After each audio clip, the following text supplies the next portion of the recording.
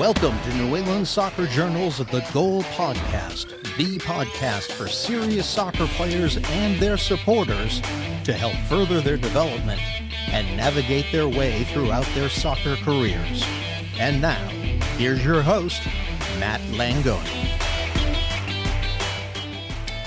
Welcome to another episode of New England Soccer Journal's The Goal Podcast. I'm your host, Matt Langone.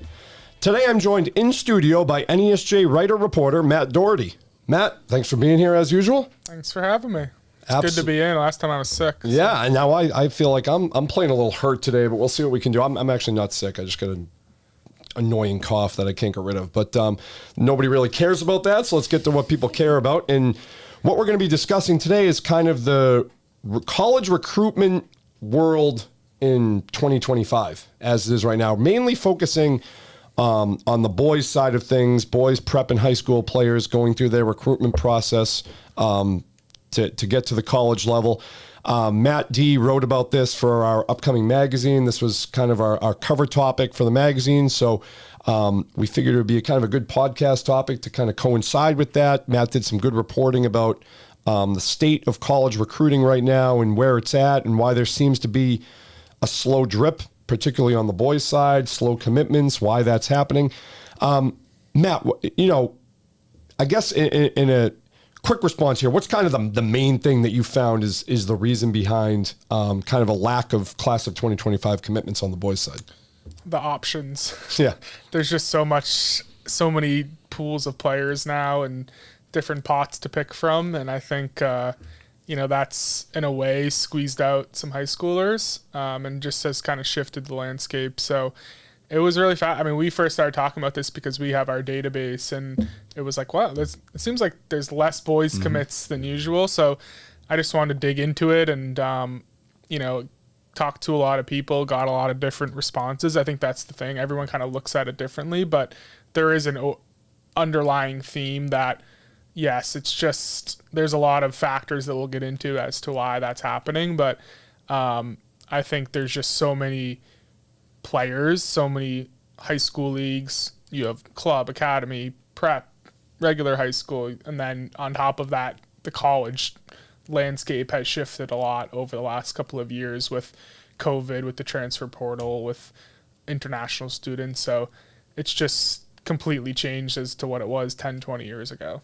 Yeah, on the one hand, I guess you could say you could almost swing it in a positive fashion that you're right. So many kids are playing soccer right now. Yeah. I mean, it's so hence the options, hence the recruiting, the numerous recruiting trips that college coaches can make to different states and find elite level players because there's so many elite level club options and there's the high school game has gotten better and all of that. But it's got to be frustrating for a senior or a junior, even a junior in college moving along with, junior in high school, senior in high school, for them moving along with their recruitment. They know or they think they're a Division I caliber player. People are telling them they're a Division I caliber player, but the offers haven't really come in yet. And I know one key reason that we can dive into right now is the transfer portal, which is just growing by the year. The amount of, the hundreds and hundreds of athletes across all sports in the NCAA that go into the portal after 1 year at a program, it's really shaken things up. And how have you seen, or how have the people you've talked to seen the portal kind of shake up the recruiting game? Yeah, well, Fran O'Leary, the coach at UMass, put it perfectly to me the other day. He goes, college soccer used to be a 21 and under game. Now it's a 25 and under game. So it's just that, the sport has gotten older. And the portal's playing a huge factor in that, where you're getting, the portal combined with COVID, right? Because you're getting that fifth extra year of eligibility. So I think the big question college coaches face now is like, am I going to use this roster spot on 23-year-olds or 17-year-olds? And I think that wasn't even an option 5-10 years ago. And now it is. And I think that is obviously affecting high schoolers. I think it's delaying the process, number one, where it's like, some coaches off the record are like, I want to see what the portal looks like before I commit to a high schooler. And so I just think there's just so many different ways to build a roster now that weren't there 5 years ago. the portal wasn't a thing. Right. The amount of people in the portal weren't a thing. And obviously because when you transferred before, you had to sit out a year. Now you don't. So that is going to make people incentivize it more. So it's kind of chaotic. I think that's the best word to describe it. And that portal is also bringing a lot of international students. So, I mean, you look at the New England schools, and they're like Vermont had a lot of international students this year, a lot of graduate students, a lot of kids who came through the portal. And it's changing how coaches are recruiting the high school level. Right. I hate this phrase, but it is. It's doing business as business is done at this point. Because, you saw this I make a lot of comparisons to college basketball, but on this podcast. But back in the day, when the one and dones became a thing, and the NBA eliminated taking high school players in the draft, and the top high school players in the country realized, okay, I got to go play 1 year of college, and then I'm going to go to the NBA. Mike Krzyzewski at Duke resisted that for as long as he could. He said, I don't want a one and done. I want like a 3 or 4 year player in my program. Duke started to struggle. Realized that everybody else was grabbing one and dones, and everybody else was grabbing kids that would be there for 1 year. And then Coach K finally said, okay, guess I got to do that now. That's how I got to build my program. It's the same thing in college soccer right now. If there's a program, or if there's top-notch programs around the country building their programs around 22 and 23-year-old kids who are stronger and more mature and have that college experience, then the ones getting kind of kicked to the curb there are like the 18-year-old incoming freshmen who haven't really hit their soccer maturity yet, haven't necessarily been in the weight room as much as the college athletes, and it's just kind of what it is. And it's got to be frustrating, because the portal now, the way it's booming, I mean, I don't think it's going anywhere, right? I mean, these coaches can't think this is going to end anytime soon. No, I think it's only going to get more prominent. Right. And I think like that's the tough thing. It's like in this story, it's not like we're bashing, or I don't want to bash the schools who are choosing the portal kids over the high schoolers. Like, build your roster how you want to build your roster. Mm-hmm. Like, there's no right or wrong way to do it. I think that's the tightrope to kind of navigate in this. But I think we can all state like, hey, that is affecting how high schoolers are being recruited. And I think like talking like different programs, you still have to bring in incoming freshmen. You're not going to only build, you're not only going to have seniors on your roster, but it's just less. And I think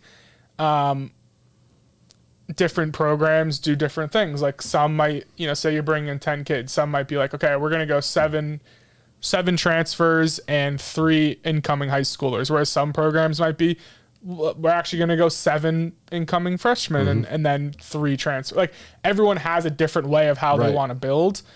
So I think that is kind of like what everyone's balancing, and different programs are choosing what they think is best.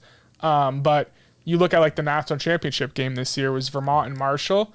And I put this in the story. Both of those teams had, like, Marshall's team had 28 players, like 24 of them were international or transfer. Right. And Vermont had a lot too. Like, Vermont had, I think, 13 transfers, 10 international students, and they only had a few freshmen on their roster. But like, obviously Roy's doing a great job there, like building that program the way he wants to and meshing those players. And that's the other thing from a coach's perspective, like, that's a great coaching job to bring in new faces every year and still get it to work and build it. So it's just fascinating. It's a fascinating way to look at it, and it's just how much it has changed over the last few years. Right. Well, with the modern way things are done, with social media, with YouTube, with all this stuff, I mean, you can recruit globally now, which global recruiting didn't exist to the extent it does 10, 15, 20 years ago. So now, if you have a chance to land any kid, top-notch kids from all over the world, that makes it a lot harder for the top-notch kids from the United States to earn spots in these programs, because they're competing with the world. So the talent pool has just opened up. And the other funny thing that I will keep an eye on, you'll keep an eye on, is the trickle down into the prep schools, because of the slow drip recruiting now. I think you're going to see consistently an increase in amount of kids who do PG years, because they're not getting recruited out of high school. They want to go one more. They say, okay, I'm right on the cusp of being a Division I player. I'm not quite there yet.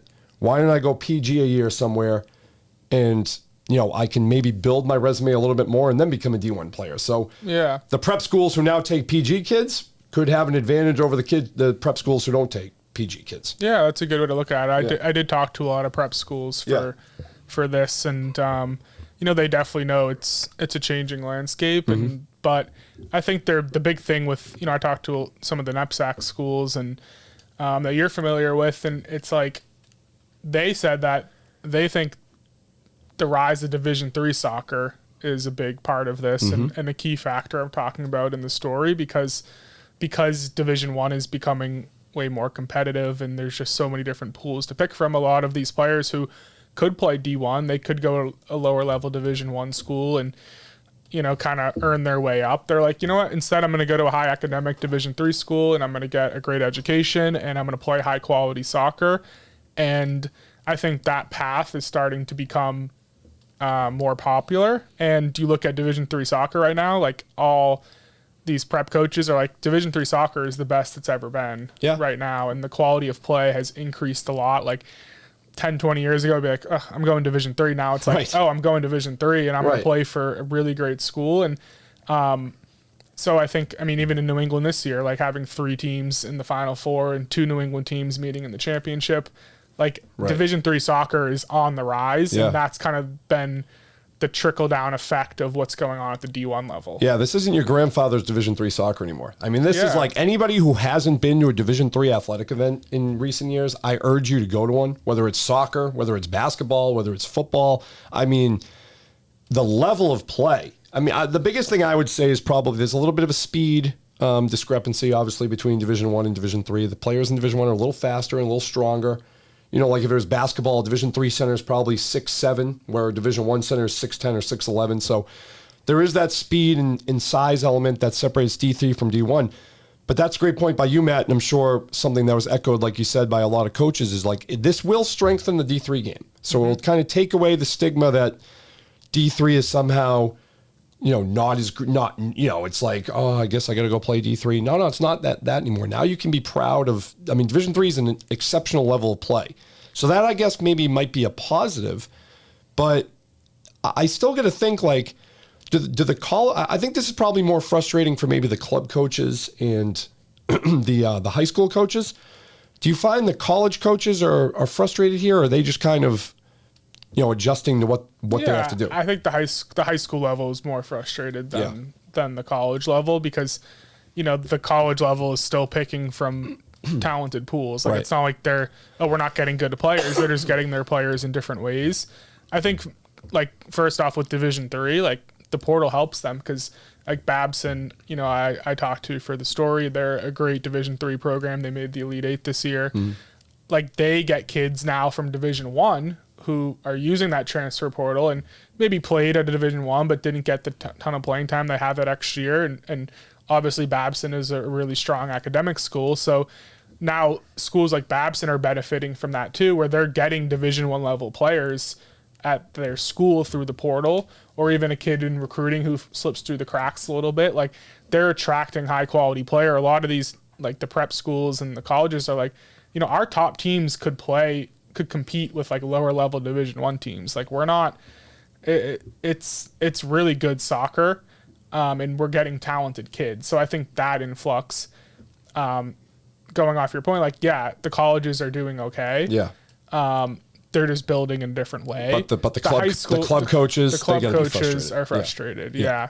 Beachside is a club that I talked about a lot in the story. And, their director was saying to me, like 5-10 years ago, when Division I coaches would come and watch their games, they would be like, who do you think's Division I worthy? Yeah. And say it's a 30-player roster, the Division I coach would be like, 15 of your guys I'd take.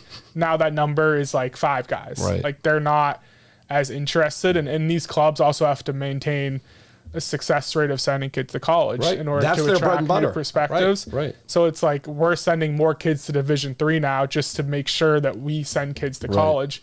And, these clubs are also like, I think this kid can play Division I, but coaches are like, I'm going to take the 22-year-old grad transfer or the international student instead of your player.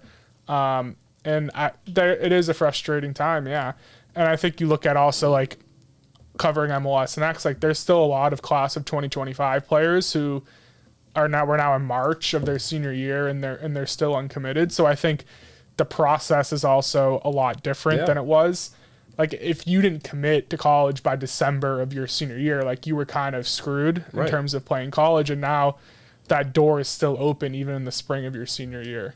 Yeah, that is crazy. And it's got to be tough because for players and parents, because when you commit to one of these year-round clubs, these high-level clubs, I mean, you go into that. A lot of these top-level players go into that with the expectation I'm getting into, like, I'm going to play college soccer. This is why I'm sacrificing this. This is why I'm committing to this. So it's got to be frustrating for the families. I mean, I know ultimately, like you said, like some of these kids who are still uncommitted, they're going to end up on their feet. They're going to end up at good programs. They'll play college soccer. It's slower. And as anybody knows, like waiting can be pretty frustrating, especially when you're waiting for something like that, like a life-changing thing of where you're going to go to school and where you're going to play and all that stuff. That's tough.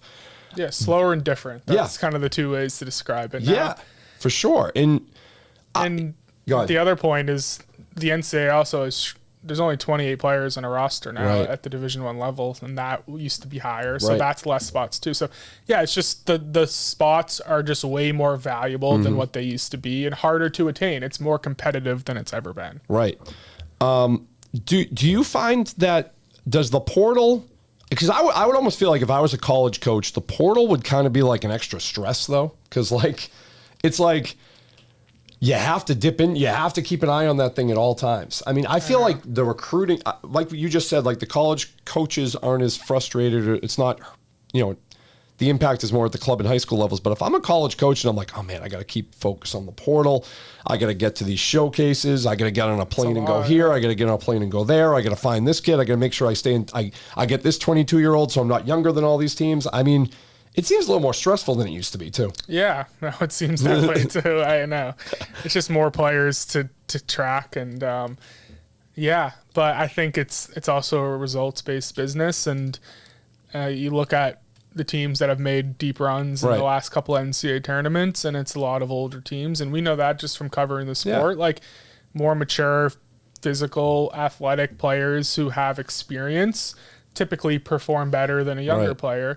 But some like UMass, like they made sure like we also really do prioritize in developing students and having them come in as freshmen and being patient and learning the sport and getting stronger and all those things, and then being ready when your time comes. Like they made the Elite Eight this year, and their goalie this year, this was his senior year, and he has an extra fifth year now, but didn't play his first 3 years. Started for the first time this year, didn't transfer, stayed at the school, and he was an all-conference goalie and one of the best goalies in the country. I think he had one of the best save percentages in the country. So there are success stories, and I think coaches are also like, let's prioritize those high schoolers and making sure we keep them in the program, because I think you can't have it both. Like you need to have the balance of freshmen, incoming freshmen, building your class from the high school level, and then adding to it in the portal too. Right. For sure. And I would think, I mean, if we want to try to find a positive here too, once you get to the college game, like once you break through and you find your spot, if you start excelling, I mean, things are good for you because the player movement and the player freedom now you have as a college player with NIL, which gives you the chance to possibly make some money while you're playing. You can transfer and not have to sit a year. I mean, so you have to get there, but you have the freedom that you didn't have. Like for instance, Southern New Hampshire's goalkeeper, Preston Neal, Division II goalkeeper, had a great career. He's now going to transfer for a grad year to Tulsa. Right. So he excelled at the Division II level, local kid, New Hampshire kid, played at his local Division II school at Southern New Hampshire, had a great career there, and now he gets to go play a grad year at Tulsa. And if he has an outstanding year at Tulsa at the Division I level, who knows what avenues that opens up for him. So that's kind of the player freedom that they've gained from all this. So there is positive for the players. That's kind of the silver lining is like, it's the recruitment process has always been stressful. It's always been tough. But if you get through it and you get there and you work hard, I mean, there's a lot of avenues that it opens up. Of course. I mean, some of the colleges that I talked to, I was like, what would be your advice to high schoolers? And they said, like, commit early, like find that spot, find that school that values you and that you like, and make sure you lock up that roster spot, because it's not, don't take it for granted. Like if you get an offer and you like that school and you like the coach and it's your summer or junior year, like take it, you know, if you want to play at that level. You know, I think it's just, they're precious now. They're more precious than they've ever been. So if you want to play at that level, you know, make sure you do what's best for you and get out ahead of it, and don't like, you know, I'm going to wait to see if I get something better. Like if it fits for you, then do it. But I think a lot of the knapsacks too, like at the high school level, are like, you know what, like go Division 3, go play for Babson. Like you're going to get a great education. You're going to play high level soccer. It's going to set you up for life beyond soccer. And like you said with the SNU goalie, right? And if you do really well, you can always utilize that portal in the opposite way that we're talking about, and go transfer to a Division 1 school. Right. It's funny too, though, because if you do look at our girls soccer databases, there are more girls commitments in our, you know, there's more class of 2026s committing. I mean, that's probably still slower than years past on the girls side, the class of 2026, but there are a lot of commits. So it really does seem to be impacting the boys recruiting game a lot more than the girls recruiting game. Did anybody say that, you know, admit that to you? I think the girls they've always recruited earlier. They've always committed earlier. I guess maybe the portal is evident in girls soccer, but I think the international stuff is big too. Like there's a lot of international players now playing, you know, college soccer in America. And like, you know, some of these Division 1 rosters have 10, 15 international kids on them. So I think maybe that's less prevalent in girls soccer. And a lot of kids, like they'll play for a European club for a couple of years back home, and then they'll come over and as a 21-year-old and start playing college soccer. And I'm not sure if that's as popular on the girls side. So I think that factor might play a part in it as well. But yeah, it was just an interesting story to do, to look at like how it's changed, because 10 years ago, this wasn't happening as much. So it's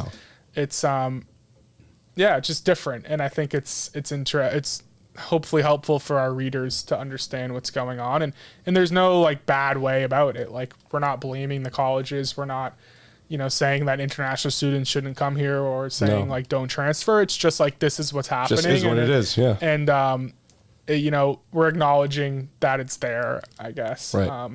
And one thing that will get better is the COVID years are stopping. So I think that'll speed up things a little bit and give some more spots to kids. But actually there's now a JUCO waiver that you can sign. So JUCO kids are going to be coming in. So there's just so many different pools and pots. And it's just, it's the wild, wild west out there. I think that's the best way to describe it. Are you serious about playing your sport in college? Do you need a flexible education that allows you to maintain your practice and competition schedules while also preparing you to succeed at the next level? You should check out the University of Nebraska High School. UNHS is accredited and offers more than 100 online courses, including NCAA-approved courses to protect your academic eligibility. Students could earn a UNHS diploma or take a single course for transfer credit. Courses are college prep, self-paced, and available 24/7, 365. Enroll anytime and take up to a year to complete a course. Visit highschool.nebraska.edu today. Serious about playing college soccer? Elite College Soccer Camps are your gateway. Train with top college coaches and receive personalized feedback. Our West Coast Elite Camps offer exposure to national programs, plus small group seminars on recruiting and college life. Included is a free camp Zoom for parents and players covering the ever-changing recruitment landscape. At the camp conclusion, get a verbal and written 101 evaluation, free 11v11 game footage, and access our analyst option. With coaches from NESCAC to the Big West and all over the country, our unique format maximizes exposure. Trainers are on site, lunch delivery is available, and parents can watch every game. Our camps sell out, so don't miss out. Register now at EliteCollegeSoccerCamps.com. That's EliteCollegeSoccerCamps.com. Your path to the next level starts here. Be sure to check out Matt Doherty's story in our new magazine. He dives into this topic in more depth, and it's definitely a fascinating topic, the world of recruiting in 2025 and how it's changed in the last 10 years or 20, however you want to say it. It's different now than it ever was. So, and it will continue to be that way. So thanks to Matt for shedding more light on his reporting. And now we're going to switch over to Extra Time with David Yaz. Is it time already for Extra Time? It is. Yes, it is. Time. Let's do it. It's the end of regulation, so let's move to Extra Time. All right. Last episode on Extra Time, we entertained some ideas for changes to the game of soccer. We will continue that with 3 new possible innovations for the game of soccer, and we'll see what both of you think. There was a lot of dissension and discussion last episode. It was great. Got tense in here. All right. Potential change number 1. We start with the mild and proceed to the radical. The mild one, microphones on referees. Broadcast referee explanations for major decisions, similar to the way the NFL does it for transparency. In theory, I guess everyone in attendance will be able to hear what the ref is saying, as well as any televised games at home. Matt Langone, would you like to start with that one? Yes, mic everybody. Put a mic on everybody. I'm good with the that. players? Anybody, yeah. Anybody wants to wear a mic, throw it on them. Mic them up? Yeah, mic everybody up. Have they ever done mic'd up for soccer? I imagine they've tried that, no? I can't recall Probably in the World Cup. Yeah, they're maybe doing that. in the World Cup. I mean, there's obviously language barriers there, but I mean, with the different countries and stuff. But Good point. yeah, I would love to see mics on the refs and kind of hear the conversations with players and hear that stuff. I mean, you'll probably hear some inappropriate language or whatnot, but whatever. I mean, I think it's I think transparency is always good to kind of hear the thought process behind things. So I'd be for that. Okay. Yeah, I'm down. Why not? Sometimes I want to know, like the field's so big too. If you're on the sidelines, you might not fully see what happened. And I think being there, like having them, okay, this happened. This is yellow card for this. I think that's important. Yeah, and it seems... And I think it would help the fan watching. I don't know if this happens, but in other sports sometimes, if you're watching from home and the announcers don't hear any discussion, they're forced to speculate. It's like, well, maybe he's being thrown out for this or that, or maybe just something he said, or maybe he called him an F-bomb or whatever. Yeah. All right. Well, we seem to have agreement on that one. Rule change number 2. Rolling substitutions. Could soccer allow unlimited rolling substitutions similar to basketball or hockey? Now, when I say similar to basketball and hockey, those are actually sort of different, because in basketball, you need to have a whistle, a stoppage in action. In hockey, they just fly out there. Either one could be for soccer, but what do you think of the idea generally, Matt Doherty? Yeah, I have no problem with that one either. All right, done. The more, the better. I love the approach Doherty's I've taking said here. yes to everyone except the multi-ball. He's just going. He's down for anything. He's good. Down he's good. for anything. Yeah, 3-word answers. I Down love for anything. change. I love change. I love it. Now I disagree with him here, Okay. but in theory, I like rolling substitutions, but I also like the limited substitutions more because there's a little more game planning and reason for what you're doing. Strategy. Okay, we strategy. We need. I don't know why I couldn't think of the word strategy. That's kind of pathetic. But we need a goal. We got to put a fast striker in. We need to get a little more defensive. We need a sturdy back there. I think there's a little more strategy that goes into it. So I'm kind of for keeping it the way it was. But if you did change it to rolling subs, I wouldn't care that much. But it's the only sport where, like, besides baseball, I guess, with a pitcher, once you take him out, he's out. Can't come back. Right. That's like hockey and basketball. Like, okay, we're down 10 in the first half. We can bring a scorer in, and then you can put him back on the bench, and then you can bring him back in the second half. True. Why can't you be allowed to do that? But in theory, like, you're never going to remove Messi in his prime from a game. So, like, unless he's hurt, in which case he wouldn't come back anyways. Like, I don't think, like... But I think what I mean is the strategy will still be there. There's just strategy in the I see what you're strategy. saying. Well, At different parts of the see. game, I guess. This is Like, maybe it's not like you have to put all your chips in at one time. Yeah. Now you can mess up and still be rewarded, I'm not... which I'm I not, always love. You're swaying me a little, Doherty. I mean, I'm not opposed to it. I probably lean more with staying the status quo, but I'm not totally opposed. Let me ask a stupid non-soccer guy question. If you can't take players out currently, when do they rest? Just during timeouts, or do they actually just rest on the field? I mean, sometimes? they rest on the field. They pace. do. Yeah, it's why you'll see, like, a lot of times like somebody who's not super familiar with soccer will watch the match and be like, why is that guy just walking around? I'm like, because he's got to get his rest because it's 105 degrees on the field and he's trying to play 90 minutes of soccer. So, yeah, they'll pace themselves and they'll. Like if the ball's on the other end of the field, you can kind of relax for a sec. You can get a blow. Yeah. I'd still be done after 10 minutes. I don't know how they do it. It's unreal. I played rugby once in my life, and I was interested to note that this is kind of like old man's rugby, but some players were not just resting; they would just take a knee. Like it's just because if they're a little banged up, they don't come off the field. They stay on the field, but they might be like sitting down, unable to walk, but don't want to stop playing. Yeah. But they have to keep playing. Right. All right. Final potential rule change for soccer or for extra time. Here we are. Golden goal, sudden death with no goalkeepers. If a knockout game goes into extra time, the first goal wins, but after 10 minutes, goalkeepers must be removed. No. No, that's a resounding no from both. I mean, with the way these guys can precision and strength, I mean, they could launch one the length of the field into the net. Yeah, you could just win the kickoff. What's wrong with that? It'd be fun to watch. Like, it'd be kind of stupid, but I'd enjoy watching it once. But I mean, to go to that for a full time, imagine that in a World Cup. All right. We're deciding the champion for the next 4 years. Goalies get off the field. I like Matt's idea of taking a player off. After each. But 2 minutes. In theory, you'd leave the goal. Yeah, you'd leave your keeper. You'd remove a field player. Yeah. All right. That was a suggestion in the last episode. Let me just ask you, just for kicks and giggles, what, so to speak, what would the final score of a soccer game be if it was played without goalies? Be a lot of goals.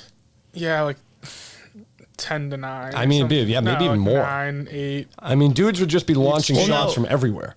Yeah, but you could also position a defender back there. Well, would it be different than what we currently track as shots on goal? Could anyone use their hands? No. I mean, at every level, I feel like above U14, everybody would just be shooting from everywhere. I mean, it'd just be shots flying. You could position your defense to make sure that doesn't happen. Like coaches would create a strategy that would make sure. You could have a guy back there. You can't use his. You would also need to make the goal smaller. Actually, you know what? Now that I think about it, you could just put a guy. Well, unless you weren't allowed to place a guy in the goal box, but if you were able, then it's just changing the rule to the goalie can't use his hands, I guess. Yeah. All right, I don't love this idea so much anymore. It seemed fun at the beginning. Talk yourself out of that. But at any rate, you guys both did swimmingly on extra time.